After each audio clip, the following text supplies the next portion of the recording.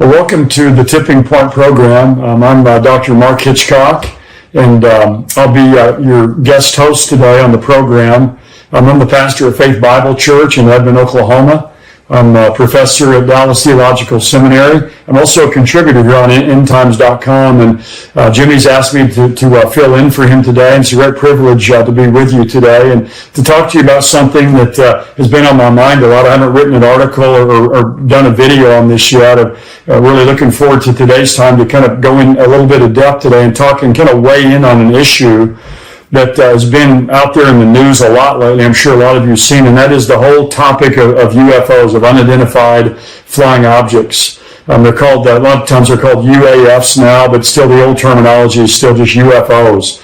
And as many of you know, I'm sure you've seen in the news that the government here recently has kind of done a data dump where they just let out all of this information that's been previously classified about UFOs. And some really startling videos have been released, and a lot of the major news networks, they've had experts come on that they're interviewing, talking about just this whole phenomenon of UFOs. And the one thing I've noticed about all this is it's a lot of things happening that are unexplainable, and different people have kind of their different theories about all this, but no one really knows for sure. It's just kind of like almost like the beginning stages of people really trying to understand and discern what's happening.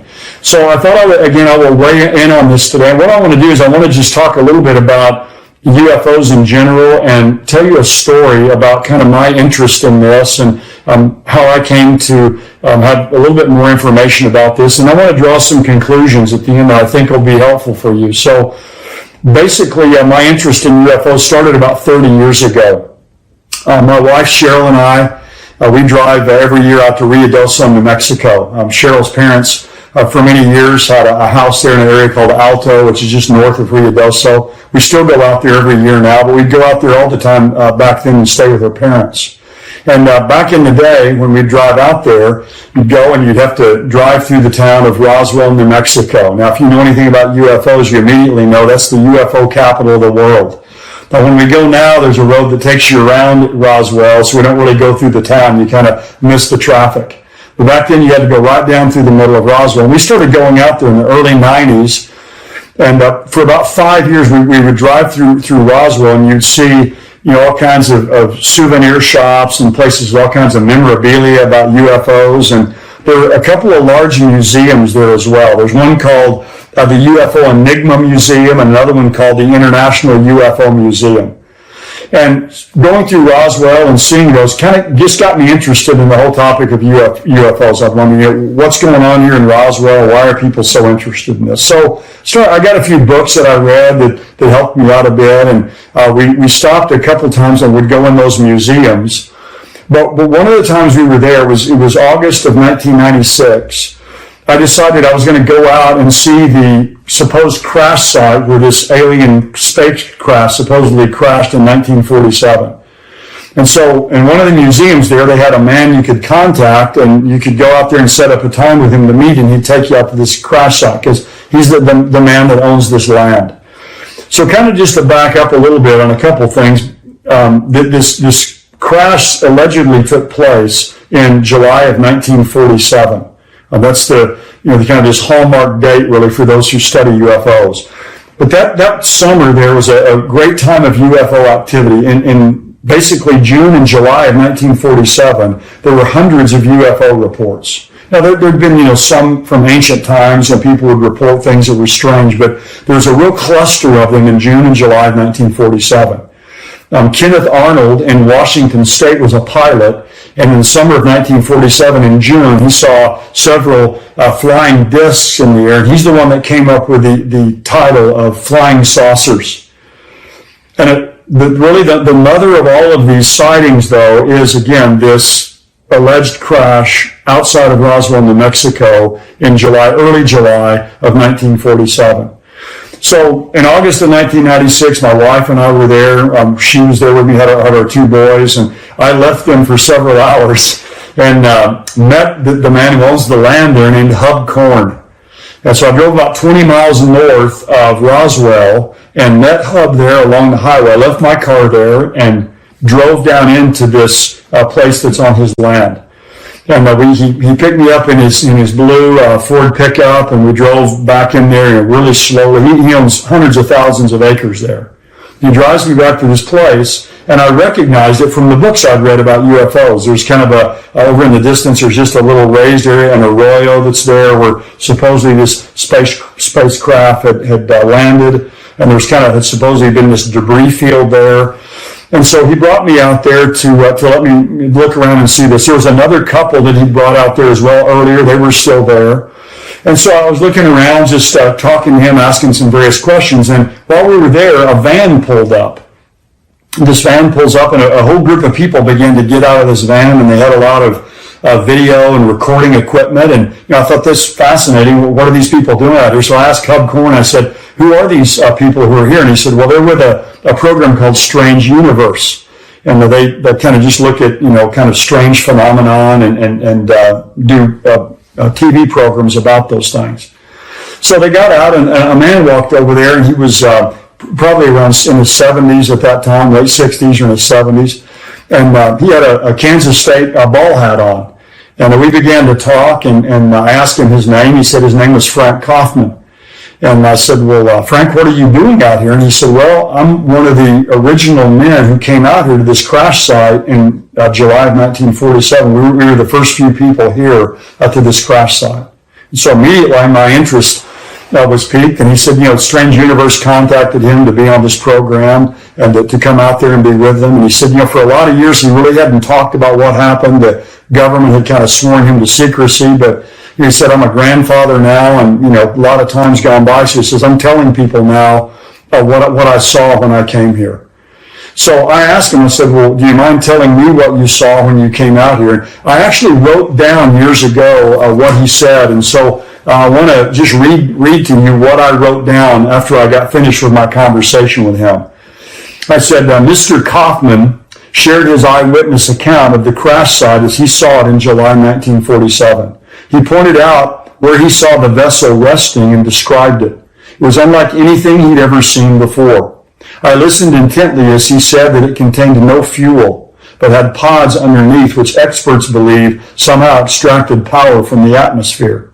However, the most interesting information he shared concerned the aliens that he observed. He told me that one humanoid-looking being about 4 feet tall was lying on the ground not far from the ship. He pointed out the place where he saw this being. He took me over and showed me. And then he said another being was halfway out of the hole in the side of the vessel, and 3 other beings were inside what he called this spacecraft.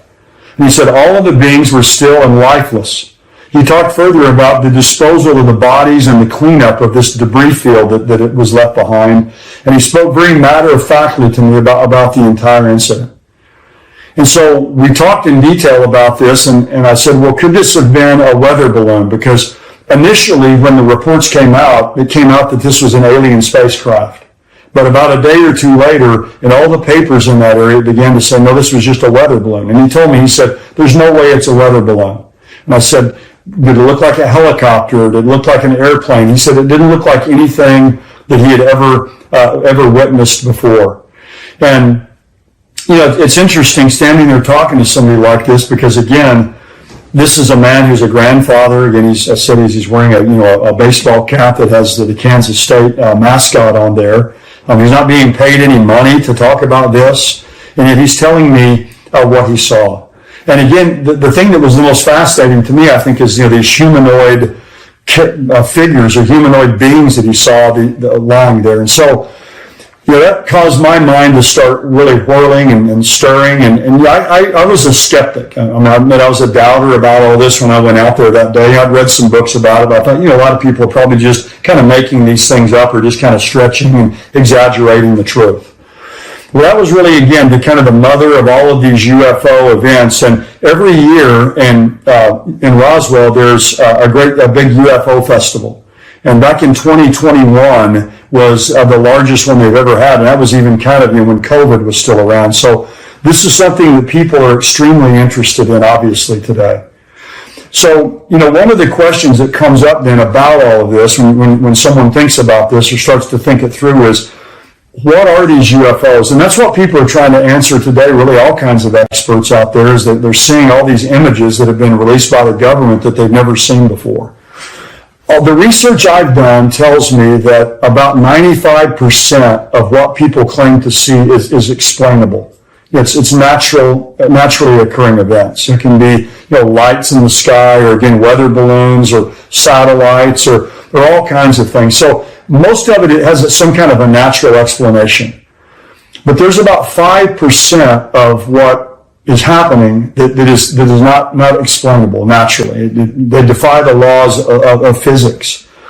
And so when people want to think about this 5% and think about how to explain this, there's several different theories that people have. Some will say that these are maybe test aircraft or test spaceships that the United States government has that we don't really know about. Maybe there's something out in hidden out in Area 51 in Nevada. Maybe it's some kind of aircraft or spacecrafts that China has, or that Russia has, or that some other nations have. That's some kind of really advanced technology. But again, if you're watching these videos, you'll see some object that's going along at an unbelievable speed and just makes a right turn. And so they defy the law of physics. And you'd think if Russia or China or some enemy of the United States had this unbelievable kind of advanced technology, they'd probably use it to take over the world. So it doesn't seem likely to me that this is some human technology that's been invented. Others will say, many people say, well, these are aliens. They're beings from somewhere, from some further galaxy than we live in, that are traveling here and that are investigating us or gaining information or want to have contact with us. So there's all kinds of theories, and of course, there's all kinds of movies about that, the War of the Worlds and Independence Day and E.T. and there's this incredible spate of movies about this because people are fascinated with this topic. Now, people often ask, well, is it possible that there are beings who live on other planets somewhere? I guess from our study of the Bible, we'd have to say it's possible, but I don't think it's likely. The Bible gives us no indication that there's any created intelligent life other than angels and human beings here on the earth. And a lot of people that believe in aliens that are coming from other planets, they also believe in evolution. You'll say, well, life evolved here, so why wouldn't we want to believe that life has evolved somewhere else on other planets? But again, we don't believe in evolution. We believe that God created the heavens and the earth, and that God created the earth, and He created the earth in a unique position. And on the earth, He created mankind, who's the pinnacle of God's creation that He made in His image. And it seems to me that if God has created beings on other planets somewhere, that would go against what the Bible tells us about man being the pinnacle of God's creation, made in the image of God. And it's very complicated theologically, because you think if there are beings in other places and they've sinned, then what kind of provision has been made for their sin? So to me, it's a real complicated issue to talk about beings that live in other places. The other explanation for this, and the one that makes the most sense to me, is that it's possible these parts of these events that we can't explain, these UFO events we can't explain, could be demonic. They could be demonic events that are taking place. Now, I can't prove that from the Bible, but we do know that, again, the only created intelligent life we know of from Scripture are human beings and angels. And again, if these aren't being made by humans, these UFOs, they're not from aliens, the only other possible created life that's intelligent are angels. And there's two kinds of angels according to the Bible. There's good angels and bad angels. There's fallen angels and unfallen angels. They're called elect angels and evil angels. And we know that good angels wouldn't be carrying out the kind of activities that we see in UFOs to try to confuse people, or to cause this kind of sensation, or to cause people to think there's beings that live on other planets. So that kind of leaves me with the conclusion that it's possible, very possible, I think likely, that some of what's happening, again, a lot of this activity that we can't explain, is being carried out by demonic spirits. Now, that raises a lot of questions whenever I say that, but That's what I'm brought to really my own conclusion, because when you see this happening, it causes a lot of distress in people when they see events taking place that they can't explain.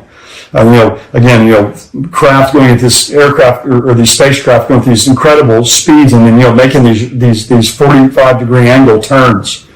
It causes people distress. It causes deception, and it causes distraction in people's minds. So I don't think this is something that good angels, that unfallen angels would be doing. So my theory is that these are fallen angels taking some kind of material form. Now that's a whole other question. People will say, well, how could these demonic beings take this kind of material form? Well, we know throughout the Bible that angels often take material form.